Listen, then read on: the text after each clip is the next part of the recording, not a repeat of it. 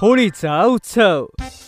आज होळीचा दिवस होता आणि सकाळी सकाळी आई बाबा गट्टू चिंकी सगळे तयार झाले होते. आई बाबा हॅपी होली. हॅपी होली मुलांनो.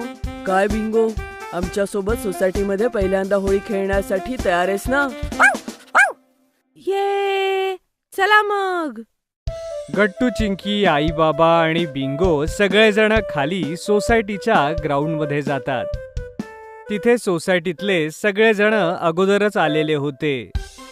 गट्टू चिंकी पाहतात की ग्राउंडच्या कॉर्नर्स मध्ये मोठे मोठे स्टॉल्स लागलेले आहेत, जिथे खूप सारे रंग ठेवलेले होते.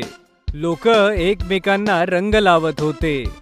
पण या सगळ्यांमध्ये इंटरेस्टिंग गोष्ट होती की ग्राउंड मध्ये ठेवलेला लहान मुलांचा मोठा पाण्याचा पूल.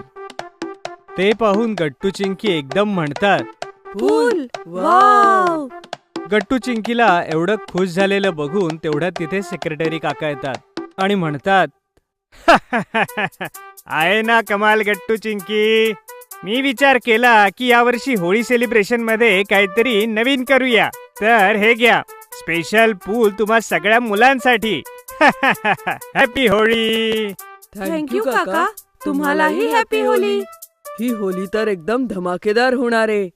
काय हो ना चिंकी? एकदम बरोबर बोललास गट्टू.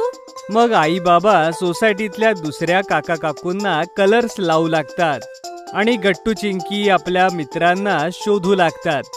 ते बघ चिंकी, ते हरी, गुड्डी आणि बंटी.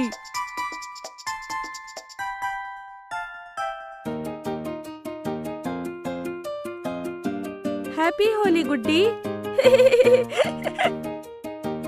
हॅपी होली चिंकी. तू तर अचानक येऊन मला सरप्राईजच दिलास. हाच तर माझा प्लॅन होता. हॅपी होली मित्रांनो. हॅपी होली गट्टू चिंकी. किती मस्त आहे ना की सेक्रेटरी काकांनी फक्त नैसर्गिक रंग मागवलेत. ते काढण्याचं आपल्याला टेन्शनच घ्यावं लागणार नाही.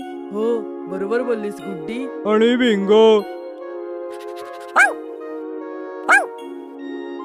तुला सुद्धा हॅपी होली.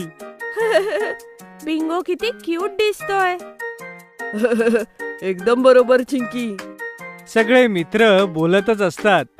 तेवढ्यात तिथे शिवा आणि कीर्ती दीदी येतात. Happy Holi Gattu Chinki. Happy Holi Shiva. Happy Holi कीर्तीताई. बिंगो, तुलाही हॅपी होली. कीर्तीताई, शिवा, जसं तुमची आपल्या सोसायटीमध्ये होळीची पहिली वेळ आहे